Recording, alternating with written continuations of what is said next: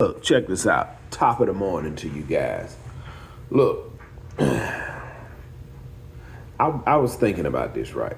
I'm just sitting in my podcast chair. None of this is on. Only thing on is my light. I'm just recording off of my phone. And some people say, sometimes some people say, they notice in all my videos, I make sure I get my logo shot. But look, check this out. Sitting in my shop right now. Check this out. I've come to the realization that some people are fine with nothing. Here's what I mean when I say that some people are fine with nothing.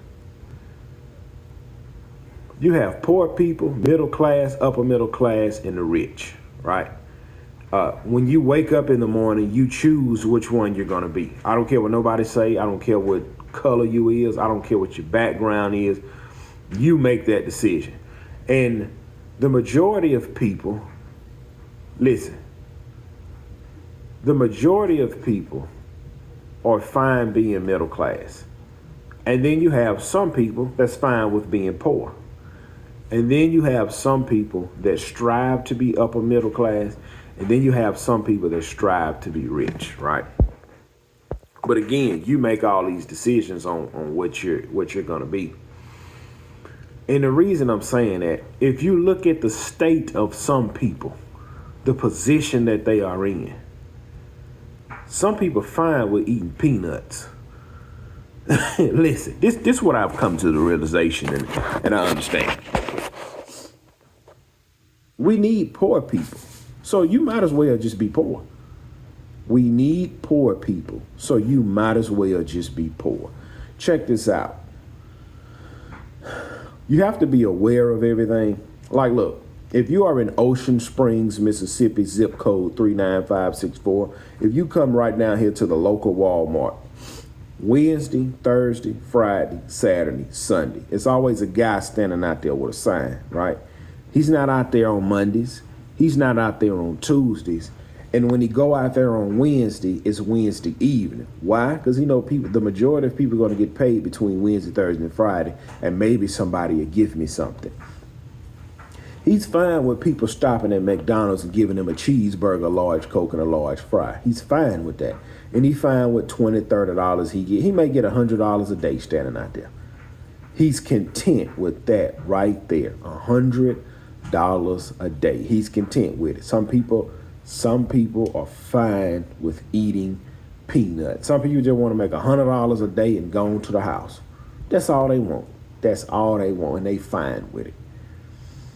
Now, there's nothing wrong with that if if that's all you want out of life. It's like this. When you wake up in the morning, right, and you're heading to your job, all right, nothing is wrong with the job. It is what you do with the paycheck from that job is what's really going to make a difference and what's really going to count. And you have to ask yourself, what is it you want to achieve out of life? Set the goal, then create the plan. That's all you got to do. Set the goal and then create the plan. Because look, a man can go from being poor and he can work himself into the middle class. Let me give an example of this guy I work with, right? He come home from prison. He picked up a welding trade, and he came out there and worked at one of the shipyards I used to work at years back. They hired this guy at $20 an hour, no experience. He worked his way up to first class, which was $30 an hour. This man worked, and at that time, the job I was working, they let you work 7 days a week. He worked 7 days a week. He ran up a little bag, went and bought him a Hellcat chart. No, first thing he did, he was staying with his parents. He was staying with his mama. Got on at the job. He ran up like $5,000 when he got him an apartment. All right, boom. Ran up another $5,000. Took the $5,000, threw down on the Hellcat. That's what he wanted, a Hellcat. Hey, the man working 7 days a week, buy your Hellcat. All right. Grinding. Ran him up another about $10,000. Went and put down payment on the mortgage. Now he's not only a welder no more, he moved up to a supervisor. And I remember running into him, and he was telling me that they was overlooking him on a promotion. because by this time I had already left and started my business. No, I'm sorry. It's at that job, you had a supervisor, and I call them helpers. You had a supervisor helper. You have the regular worker, then you have the supervisor helper, then you have the supervisor. He became a supervisor helper, and he was trying to get the supervisor job, and he said that they were blocking him. And he was kind of getting worked up on it. And I pulled him to the side. I said, bro, I said, look at what all you accomplished in about I think it was like 4 years at this point. I said, bro, look what all you accomplished in 4 years. I said, what I'm fixing to say, man, don't take it wrong.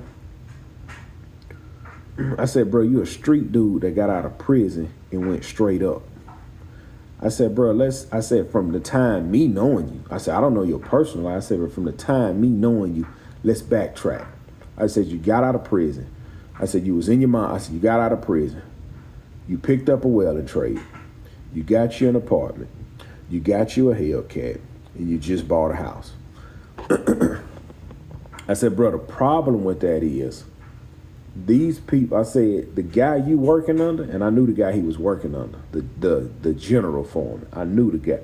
I said, the guy you working under, you got to think, bro, he been out here 25 years, and he just went and got him a Benz. I said, man, I said, you probably have haters and don't realize it because you so excited about the steps you're taking in life.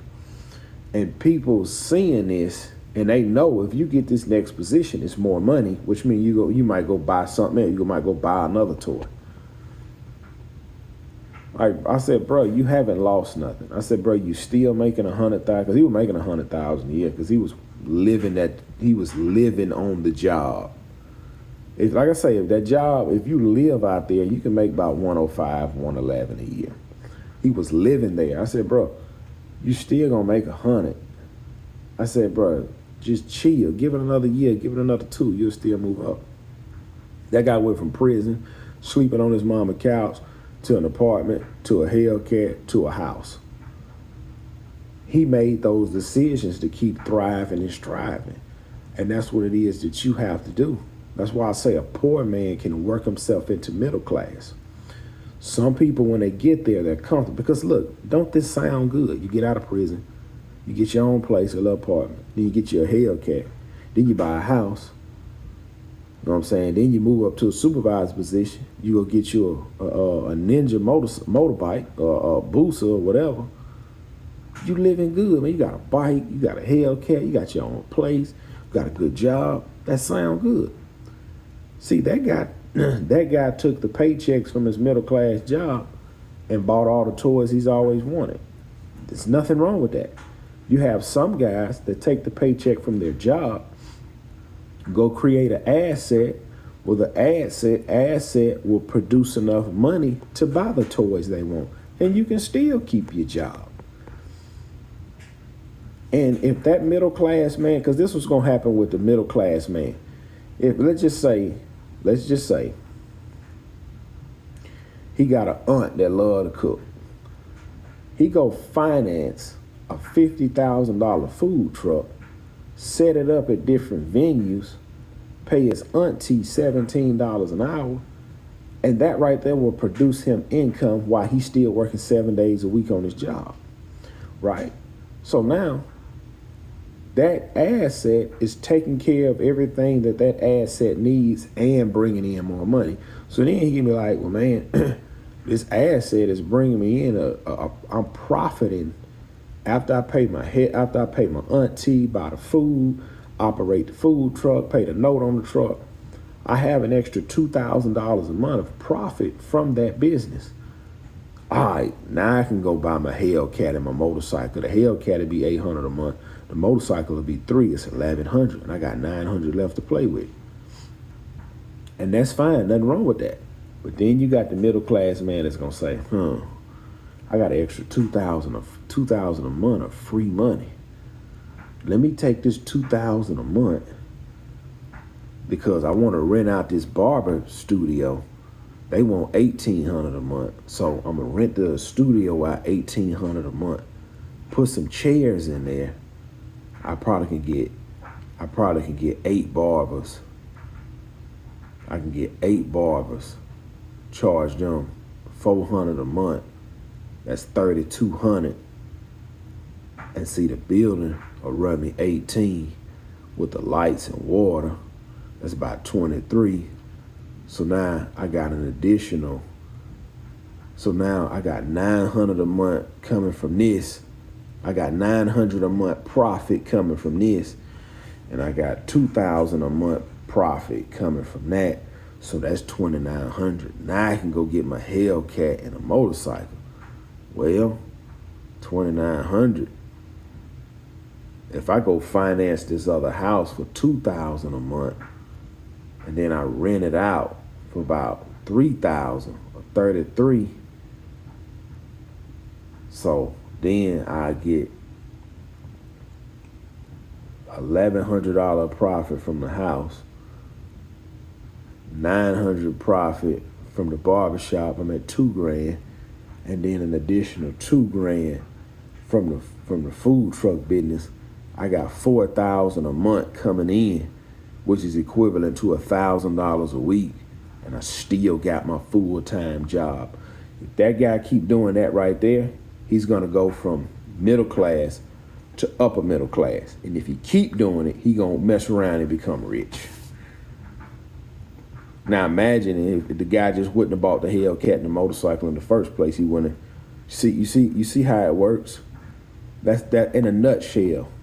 That's how you will yourself to become rich.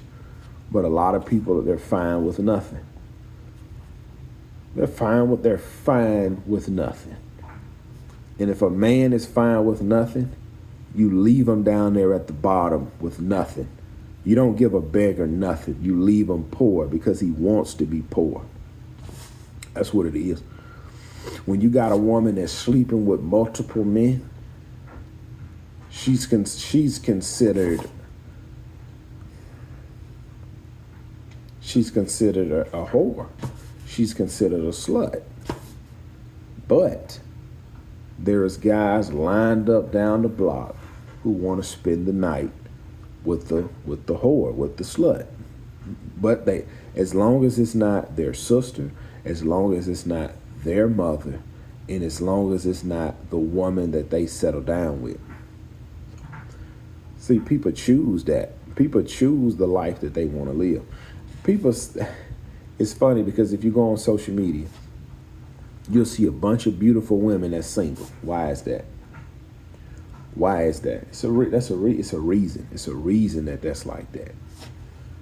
People choose what it is they want out of life, and you leave them to it.